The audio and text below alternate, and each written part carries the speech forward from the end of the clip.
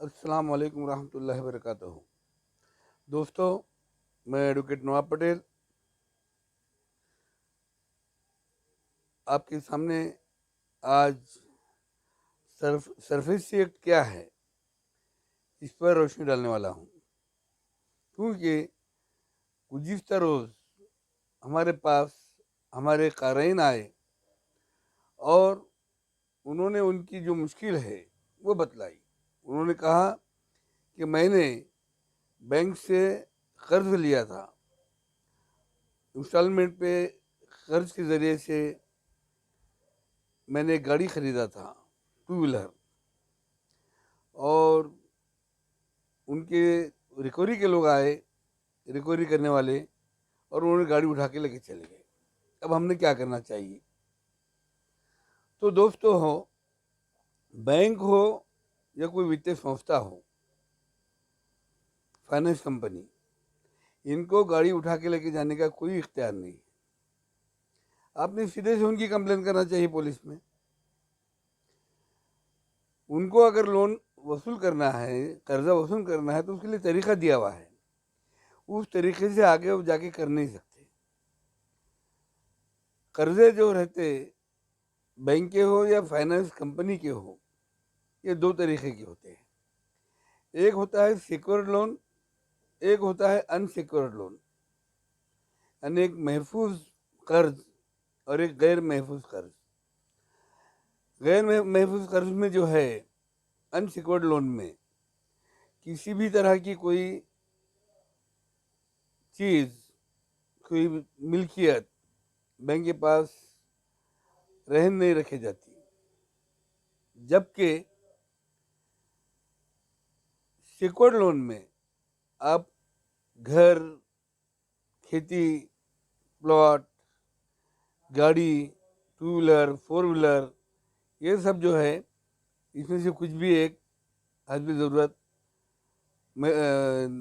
Mortgage रखते हैं, रहन रखते हैं, और उसके बदले आपको कर्ज दिया जाता है।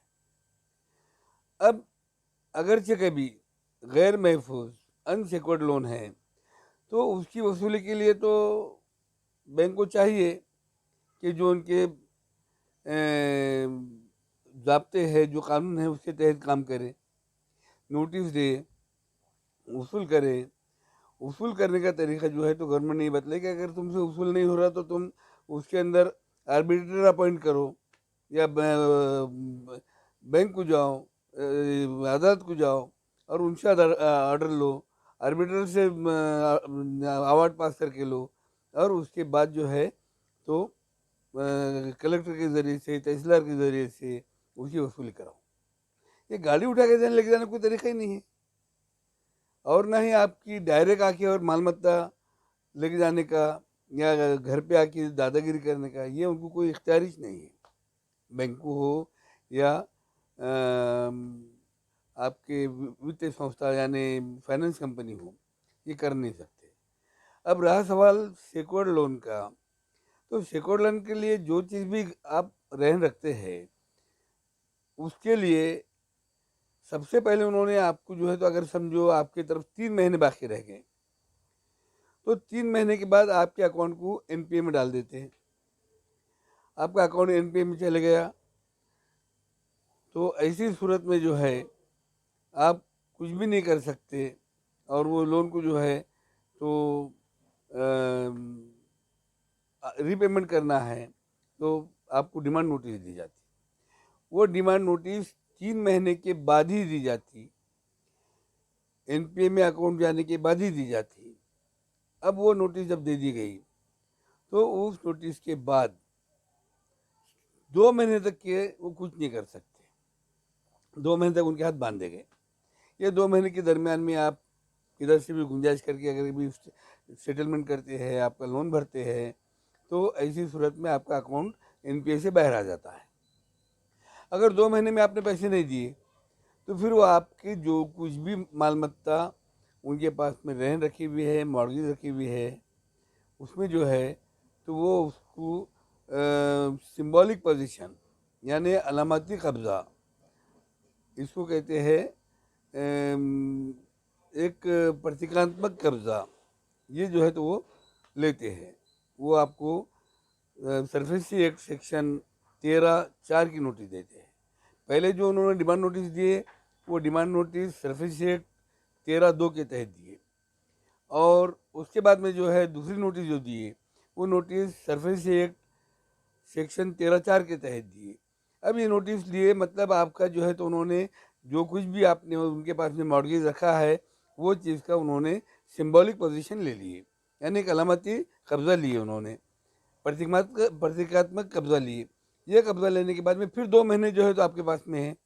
इन 2 महीने के बीच में आप जो है तो गुंजाइश करो, आपसे कुछ जमता है, उनका आपका सेटलमेंट होता है तो पैसे भरने की कोशिश करो, कुछ तो भी सेटलमेंट करो, ब्याज माफ़ करा के लो और वो काम करके ले लो। अगर वो भी नहीं होता है तो ऐसी सूरत में फिर वो सेक्शन 14 की नोटिस देते, यानी डायरेक्ट कब्जा लेने की, और कब्जा लेने के बाद में फिर वो उसको हराज करते हैं। इस तरीके से जो है तो उनके ये 3 प्रोसेस है। पहले है सेक्शन 13(2) की नोटिस, उसके बाद में 13(4) की नोटिस, उसके बाद में है सेक्शन 14 की नोटिस। ये तीनों नोटिसों के बाद अब आपका कब्जा जा रहा तो आपने क्या करना चाहिए? ऐसी सूरत में आप सरफेसी एक्ट के सेक्शन 17 के तहत अपील कर सकते हैं। जब आप अपील दाखिल करेंगे तो अपील जो है तो आपको डीआरटी में दाखिल करना पड़ेगी। ये डीआरटी क्या है? अब ये एक आपके सामने मैं समझता हूँ कि एक नई चीज़ है। ये भी एक अदालत है, ट्रिब्यूनल है। डीआरटी बोले तो डेप्ट रिकवरी ट्रिब्यूनल, डेप्ट रिकवरी ट्रिब्यूनल, ये डीआरटी है। डीआरटी में आप जो है तो आपका एप्लीकेशन अपील दाखिल करेंगे और डीआरटी को बोलेंगे भाई ये जो है तो कानूनी पूर्तता किए बगैर, और अभी हम जो तो ये कोविड में थे, हमारे ऐसे ऐसे मसले हैं, हमारे धंधे कारोबार बंद हो गए, और अब हमने क्या करना चाहिए, ऐसी सूरत में हमको जो है तो इसमें स्टे दो इनकी हराजी के लिए। जो आपका घर हराज करने वाले हैं या आपकी गाड़ी हराज करने वाले हैं, जो कुछ भी मिल्कियत आपकी जो रहन थी वो जब हराज करने वाले हैं तो आप उसको जो है तो रोकने के लिए स्टे ले सकते हैं, और आपको वहाँ से स्टे मिल भी सकता है। बाद मरतबा कुछ पैसे भरो बोलते और स्टे दे देते, बाद मरतबा बगैर भर के भी दे देते। ये आपके वकील के जो जिरा होती उस पर डिपेंड करता है। आपका वकील जिस तरीके से वहाँ पे जिरा करेगा उस तरीके से कोर्ट में आपके हक में फैसला होगा। अब ये हो गए आपके तीनों ही प्रोसेस। अब दूसरा जो है एक जो अनसिक्योर्ड एसेट्स वाला मामला है, अब उसका केस कैसे और क्या करेंगे? तो उसके अंदर जो है तो आर्बिट्रेटर अपॉइंट किया जाता। अब आर्बिट्रेटर जो है तो बैंक हो या वित्तीय संस्था हो, वो अपनी मर्जी से अपना खुद का आर्बिट्रेटर अपॉइंट करती है, ऐसे आज का चलन है। लेकिन कानून क्या बोलता है? कानून ये बोलता है आर्बिट्रेटर एक्ट के दोनों की मशवरे से तीसरे आदमी को अपॉइंट किया जाएगा। फिर आपने क्या करना चाहिए?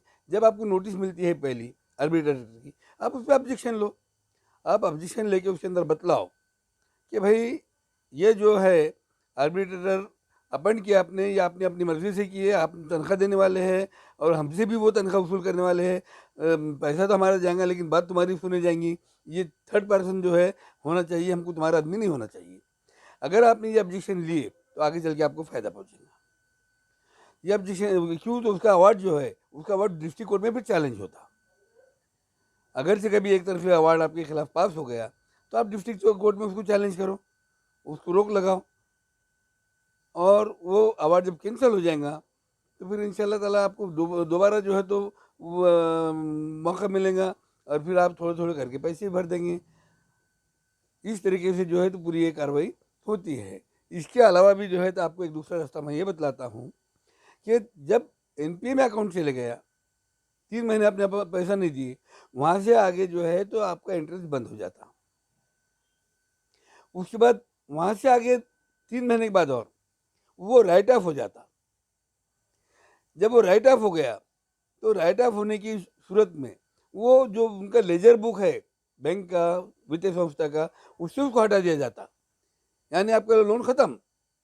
इसका मतलब ये नहीं कि नहीं देना, वसूल करते वो भी, और आपका भी काम है जब लिए तो देना है, उसको डुबाना नहीं है। आप अगर डुबा देंगे तो फिर दूसरों को क्या देंगे? इसलिए जो है देना है। लेकिन जब बैंक आपको ज़्यादती कर रही तो फिर ऐसी सूरत में आपको भी जो है तो आपका रास्ता अख्तियार करना ज़रूरी है। आप जो है तो उसमें बोल सकते हो उनको एक लेटर दे देने का कि भाई आपने इंटरेस्ट कितना लगाया, कब का लगाया, कैसा लगाया, ये पीरियड में तो सुप्रीम कोर्ट इसके रिजर्व बैंक के गाइडलाइन है कि एनपीए के बाद में आप इंटरेस्ट नहीं लगा सकते, राइट ऑफ के बाद में इंटरेस्ट नहीं लगा सकते, फिर आपने ज़्यादा इंटरेस्ट लगा दिए, लिहाजा तुम हमको धोखा दे रहे, और उनके खिलाफ जो तो आप फौजदारी केस कर दो। जब आप फौजदारी केस कर देंगे तो आपके पास में सेटलमेंट के लिए आएंगे, सेटलमेंट के लिए आएंगे, आप बैठ के जो तो पर के बैच माफ़ करा लो, मुद्दत के दे दो। इस तरीके से भी जो है तो आपका ये सेटलमेंट हो सकता है।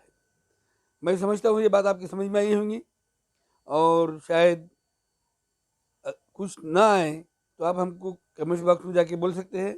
हमारा फ़ोन नंबर है 9850779324। इस पर भी आप जो है तो हमको कॉल करके पूछ सकते हैं, या आपकी जो करीबी वकील है आप उनसे भी मिल सकते हैं, उनसे भी पूछ सकते हैं, और उनसे पूछ के भी इस मसले का हल निकाल सकते हैं। इतना कहते हुए मैं आज के इस वीडियो को ख़त्म करता हूँ, और आपसे गुजारिश करता हूँ कि इस तरह के वीडियो बार बार आपको देखने को मिले, सुनने को मिले, आपको, आपके दोस्त को, रिश्तेदार को इससे फ़ायदा पहुँचे।